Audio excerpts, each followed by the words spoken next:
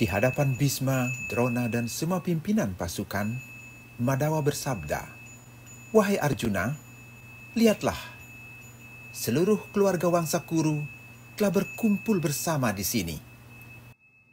Kemudian Arjuna menyaksikan berdiri dalam kedua barisan itu para bapak, kakek, guru, paman, saudara sepupu, anak, cucu, dan para sekutu. Dan juga para mertua, teman sejawat di kedua pasukan. Dan ketika putra Kunti Arjuna menyaksikan seluruh sanak keluarganya berdiri siap bertempur, ia diliputi perasaan kasihan dan duka cita yang mendalam.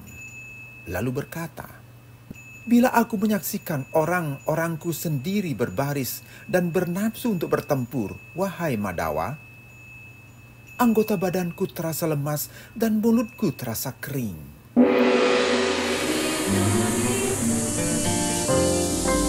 HiTV Channel 3, Jembatan Pencerahan.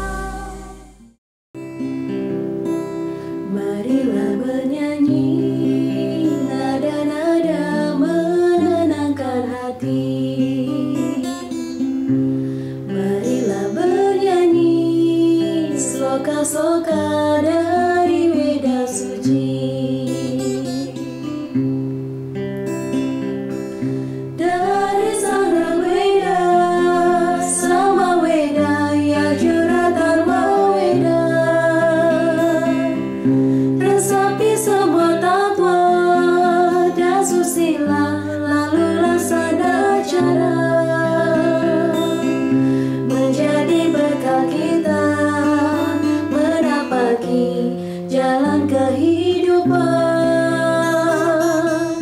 menjadi bekal kita melintasi jalan yang widiwasa. Pemirsa, semoga sehat dan damai selalu. Berjumpa kembali dalam kanal YouTube kesayangan kita, HiTV Channel 3, Jembatan Pencerahan. Dalam suasana Hari Suci Tumpak Landep, HiTV Channel 3 menyuguhkan TOS, tayangan on the spot berupa tontonan berisi tatanan dan memberi tuntunan guna meningkatkan kualitas rada dan bakti kita. Bersama saya Nia Gandewa, mari kita awali TOS kali ini dengan Watts, Wartan on the Spot, Yodalan Tumpak Landep Tima Bakti, dilanjutkan dengan Cemeti Cerah 5 Menit Landeping Idep bersama Agus Budi Atyana. Selamat menyaksikan. Dan susila, lalu laksana cara menjadi bekal kita menapaki jalan kehidupan, menjadi bekal kita melintasi jalan yang widiwasa, menjadi bekal kita menapaki jalan kehidupan, menjadi bekal kita melintasi jalan yang widiwasa.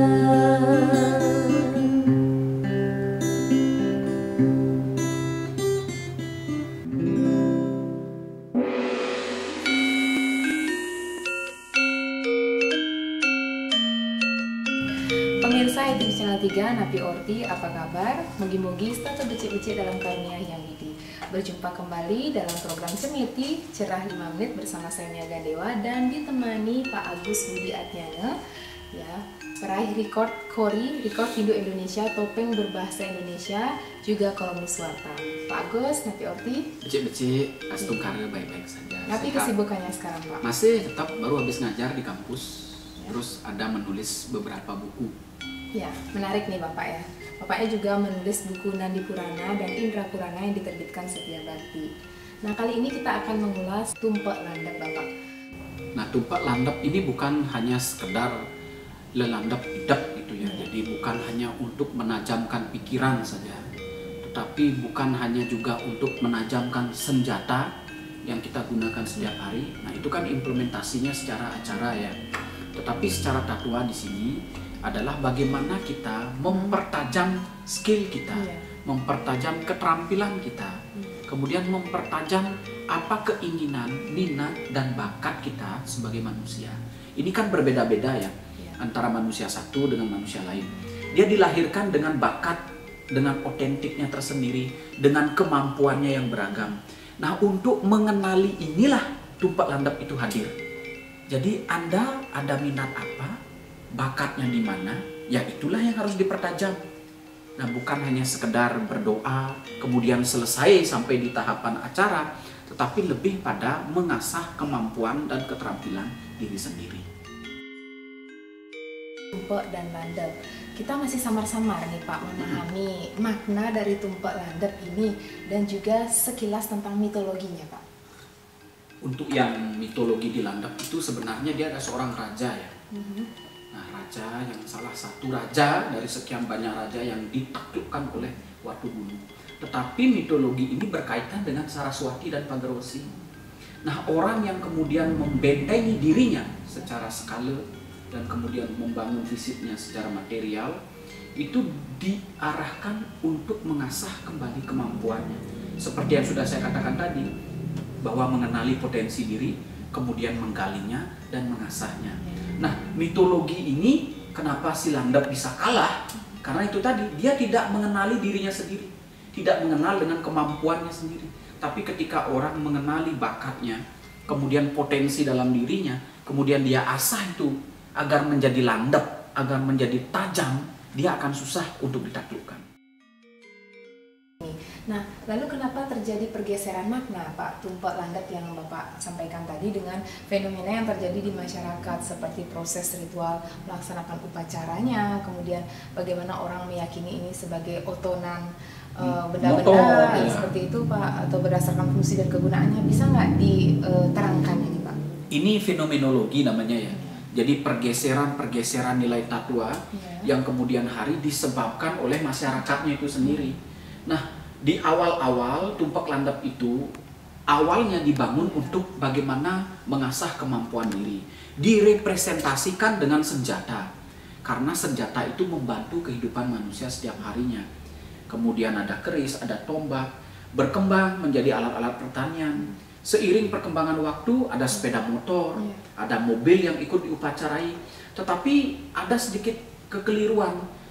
Begitu tumpak landap, sepeda motornya diupacarai, mobilnya diupacarai, yang bersangkutan kemudian sembahyang di depan mobilnya, bukan bersembahyang ulang kepada Sang Hyang Pasupati atau Batara Guru yang merupakan inti dari tumpak landap itu sendiri, tetapi lebih kepada kendaraannya. Nah, seharusnya adalah membangun potensi dirinya, memohon berkah kepada Sang Hyang Pasupati agar seluruh potensi diri ini bisa digunakan dengan baik untuk membangun masa depan yang lebih baik, dan senjata-senjata atau perabotan yang kita gunakan untuk mencari kehidupan juga diberkahi dengan keselamatan. Bukan kita sembahyang kepada sepeda motor atau mobil, nah itu yang keliru. Kita tetap sembahyang kepada Sang Hyang Pasupati dan Batara Guru. Tumpak landep ini kan artinya penajaman pikiran gitu ya. Dan kita mengenal sebuah konsep dalam Hindu, landepin idep. Nah, bagaimana menjelaskan ini bagi kaum milenial, Pak? Menjelaskannya kepada kaum milenial tidak berhenti kepada acaranya, tetapi kepada esensinya. Nah, sekarang kan ada cara yang terbaik untuk mengenali dirinya sendiri. Ada belajar lewat UKM, kemudian bergaul dengan sesama teman, kemudian menemukan potensi dirinya. Ada yang melakukan perenungan, kemudian menemukan potensi dirinya. Ada dengan membaca, ya. Nah, inilah pentingnya banyak literasi, kemudian dapat mengenali diri sendiri. Ini yang harus dikembangkan kepada generasi muda, bahwa agar tidak kehilangan jati diri, mengenali potensi dirinya dan mengasahnya sehingga menjadi tajam dan berguna untuk kehidupan. Nah, landap itu sebenarnya sebuah momentum untuk kita berkompetisi dengan baik ya. Bagaimana generasi muda Hindu agar dapat bersaing secara global di era sekarang yang perubahannya itu begitu cepat. Nah, kalau kita menjalankan tradisi sebagai warisan dari leluhur itu kan sangat bagus ya. Tetapi kalau tenggelam di dalam tradisi yang pada akhirnya kemudian kita tidak mampu memaknainya secara real, ini yang perlu dirubah. Oke, menarik sekali. Terima kasih Pak Agus Budiatyana. Demikian pemirsa HiTV Channel 3, program Cemeti Cerah 5 Menit mengulas tentang tumpek landap sudah diuraikan dengan gamblang ya. Semoga pemirsa dapat bermanfaat dan menginspirasi, khususnya untuk kita semua dalam meningkatkan kualitas rada dan batin kita. Saya Nia Gandewa dan Bapak Agus Budiatyana pamit undur diri. Salam damai, Channel 3.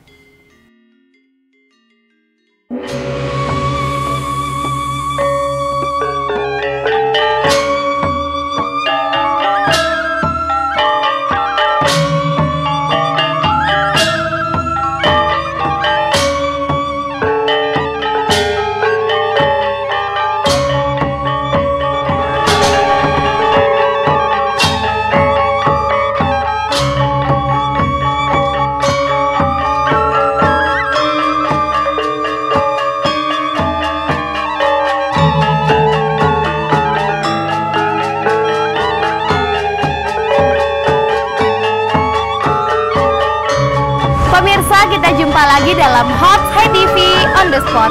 Hari ini Sabtu 27 Juli 2024, Wuku Landap, PT Mabakti dengan berbagai properti mesinnya sedang mengadakan piodalan di Pura Padma. Seperti apa hikmahnya piodalan di PT Mabakti? Mari kita ikuti dalam jelajah tanpa kata, menganyam mozaik budaya.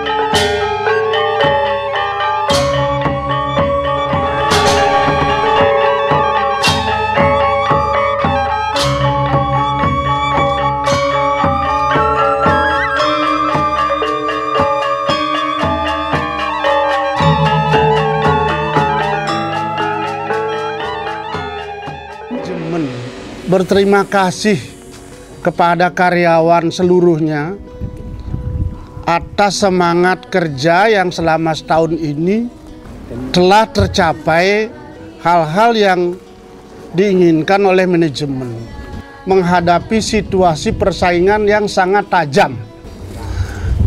Persaingan ini sangat tajam, kita bersaing dengan usaha yang sejenis beberapa percetakan yang ada di regional Bali, bahwa tetap semangat bekerja, saling bahu-membahu, saling dorong-mendorong, saling setia kepada di antara kita. Pada tahun ini PT Mabakti telah berhasil di tengah-tengah persaingan itu meningkatkan laba.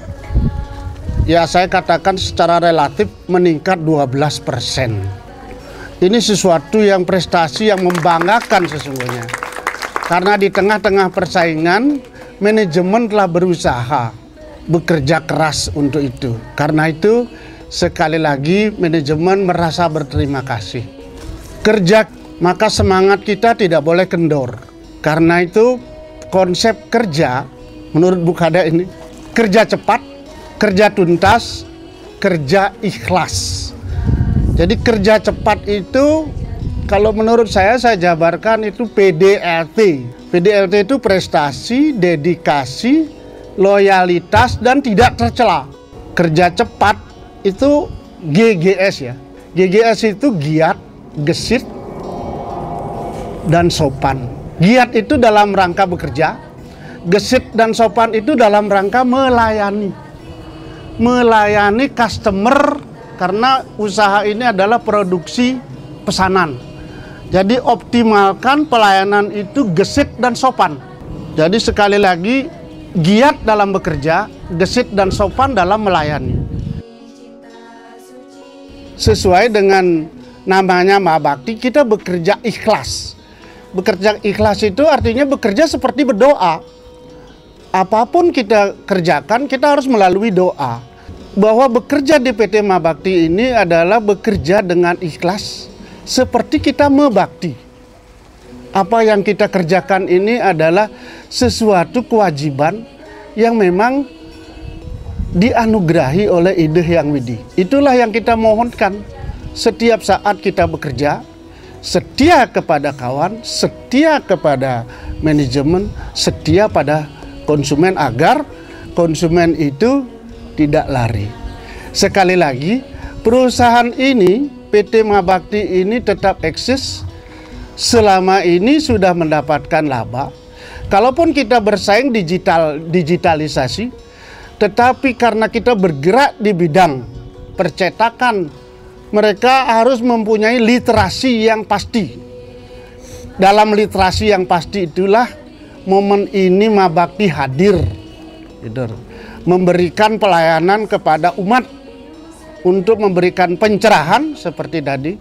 Karena dalam media cetak ini adalah literasi yang pasti. Sekali lagi, manajemen mengucapkan terima kasih kepada Bapak Ibu karyawan PT Mabakti telah bekerja dengan semangat, dan semangat ini tidak boleh kendor lagi untuk kedepannya tetap semangat.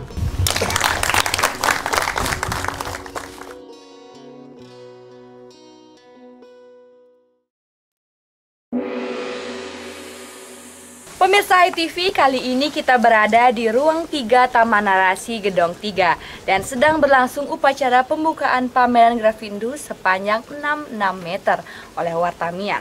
Nah, seperti apa serunya pembukaan pameran yang akan ditandai goresan 3 kata Hindu oleh jurnalis dan seniman? Mari kita ikuti dalam jelajah tanpa kata menganyam mozaik budaya.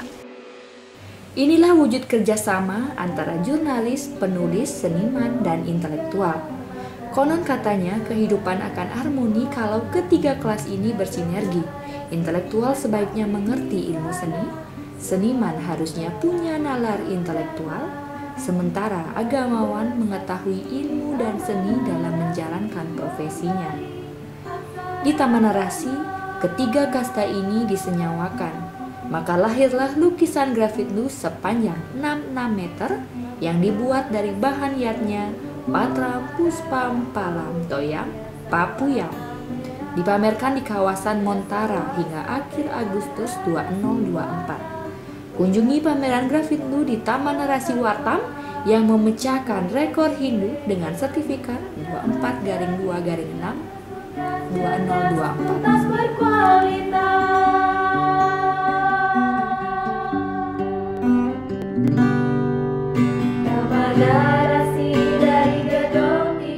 Monumen memorial ini berbentuk 10 pena rasi Wartam menjulang dengan dasar warna tridatu dan ujung pena merah menyala, membawa semangat pencerahan seperti visi misi Wartam dengan gaya narasi muda, milenial, jujur, jelas, jernih, tegas, lugas, cerdas, tuntas, berkualitas. Dihadiri Wartamian dan Mabakti Printing mengambil lokasi di sudut Paschima kawasan Mudraksara Taman Narasi. Monumen dibagi dalam 3 mandala, natar, rana, dan narasi kawasan 21 meter persegi dikelilingi mini golf, paduan kecerdasan religius dengan gaya meditatif. Ini hanya ingin mewujudkan faktor keserasian lingkungan Montara. Montara diresmikan saat tumpak landap agar misi Montara dengan 10 penarasi setajam muatan pencerahan yang dibawa jurnalis Wartam. Akhirnya Wartamian bisa bernafas lega, penuh kebanggaan karena tumpak landap ini Pak Soekarmo, Wapimret Wartam disaksikan Wartamian Mabakti Printing Management meresmikan Montara, tugu peringatan dasawarsa Wartam sebagai jendela Hindu Dharma mengusung ideologi jurnalisme tatwa.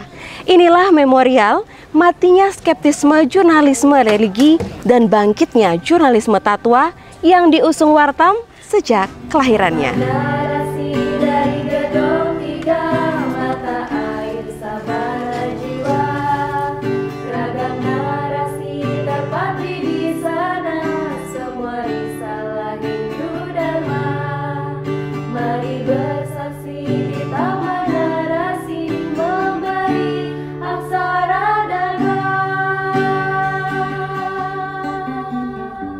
Namun sebelumnya, mari kita dengarkan Purwaksara Montara oleh Mia Gandewa. Montara, Monumen Wartam Era berkisah. Monumen Wartam Era berupa tiang pancang 10 narasi Wartam menjulang dengan mata pena merah menyala. Didasari warna tridatu, berjajar membentuk huruf W sebagai lambang inisial logotype Wartam dengan 10 prinsip narasi Wartam. Muda, milenial, jujur, jelas, jernih, lugas, tegas, cerdas, tuntas, berkualitas. Montara dibangun sebagai tugu peringatan dasawarsa Wartam saat bangkit dan tegaknya jurnalisme tatwa menjadi doktrin Wartam Era di era pemikiran solusi di balik narasi, seperti ideologi dan filosofi gerakan pencerahan Wartam. Tujuannya guna mengokohkan eksistensi, edukasi, dan eduaksi Wartam yang tidak hanya bergerak dan juga berpikir di ranah gagasan dan ide belaka, namun Montara adalah persenyawaan antara aspirasi dan inspirasi yang ditanam sebagai lambang sekar penarasi Wartam. Semua risalah Hindu Dharma, mari bersaksi di taman narasi. Baik hadirin yang berbahagia, dengan pemotongan gelang-gelangan Wartam oleh Pak Yan Soekarno didampingi Direktur Wartam Institute dan Pimret Wartam serta Ketua Candi Cendekiawan Muda Hindu Indonesia, Monumen Wartam Era sudah resmi dibuka. Sekali lagi tepuk tangan yang meriah.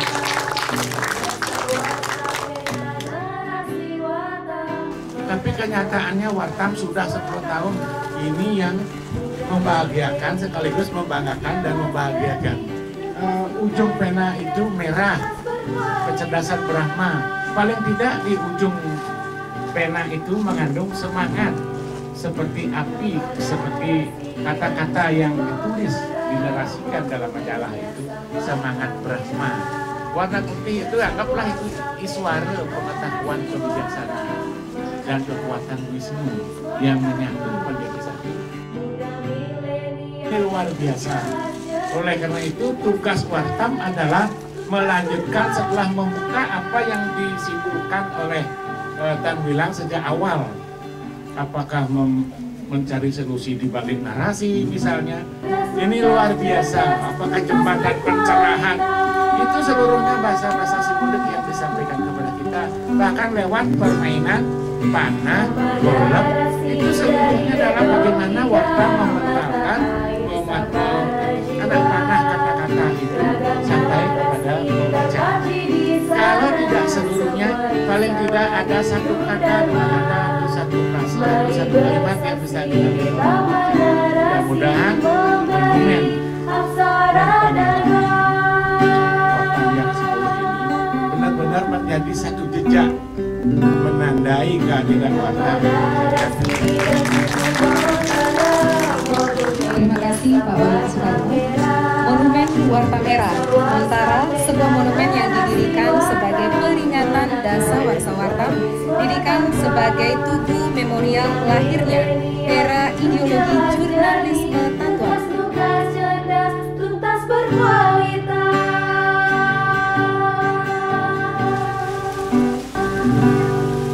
Montara, Monumen Wartam Era sebagai tugu peringatan yang sangat monumental bahwa Wartam menapaki tahun ke-10 masih sangat konsisten dengan ideologi jurnalisme tatwa, menajamkan penarasi Wartam dengan visi muda, milenial, jujur, jernih, jelas, lugas, tegas, cerdas, tuntas, berkualitas.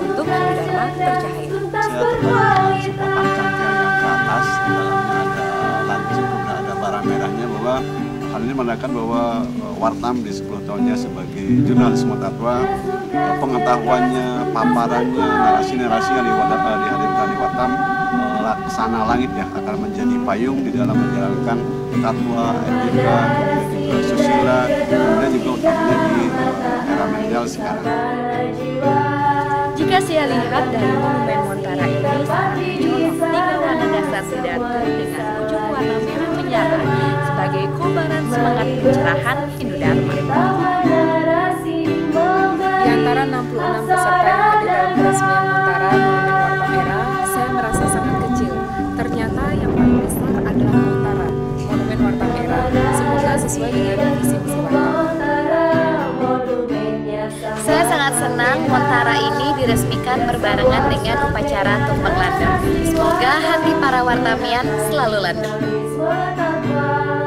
Orang-orang bisa saja tersesat di dunia digital karena mereka tidak memiliki informasi yang baik, lugas, cerdas, tuntas, dan berkualitas. Kita hadir di sini memberikan arahan, tuntunan agar orang-orang tidak tersesat lagi di dunia seperti itu. Nah, monumen ini adalah sebuah simbol bagaimana kita dapat memberikan pencerahan, kemudian pembelajaran yang baik bagi masyarakat, dan kedepannya Wartam akan tetap menjadi jendela Hindu Dharma. Luar biasa, gores-goresan pelukis di sepanjang tembok, saya kagum. Di samping itu di sini ada simbol pena ya, pena ini jumlahnya 10, berarti ulang tahun ke-10 Wartam. Monumen Wartam Era yang bertepatan dengan tumpeng landep agar pikiran kita lebih tajam, lebih fokus kepada sesuatu kegiatan atau pekerjaan. Montara atau Monumen Wartam Era ini sangat penting dibangun sebagai tugu peringatan dasawarsa Wartam saat bangkit dan tegaknya jurnalisme Tatwa, menjadi doktrin Wartam era pemikiran solusi di balik narasi. Tiada lain suatu momen yang amat-amat penting, amat-amat membanggakan. Menara ini akan menjadi tonggak sejarah berdirinya majalah Hindu Wartam. Terima kasih Wartam, karena dengan adanya Montara, Monumen Wartam Era, kita umat Hindu, khususnya generasi milenial, mempunyai tempat untuk berkreativitas. Satu kata, luar biasa. Kehadiran Montara, Monumen Wartam Era, bagi saya selaku salah seorang penulis di Wartam, akan memberikan inspirasi, motivasi, sugesti untuk Wartam ke depan lebih berprestasi. Dari Monumen Wartam Era Montara, kami dari anak-anak Yayasan Taklamasi untuk HTV Channel 3, Jembatan Pencerahan.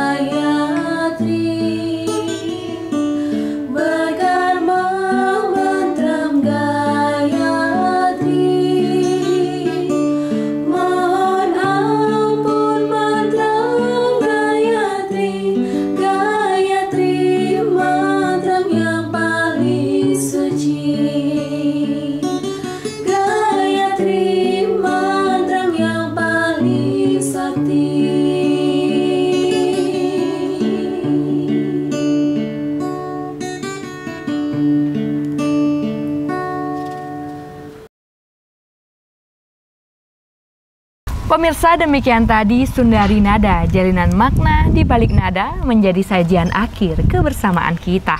Semoga nada wacananya dapat bermanfaat dan menginspirasi, tentunya untuk meningkatkan kualitas Rada Bakti kita bersama. Terima kasih atas kerjasamanya, mohon maaf jika ada yang tak berkenan.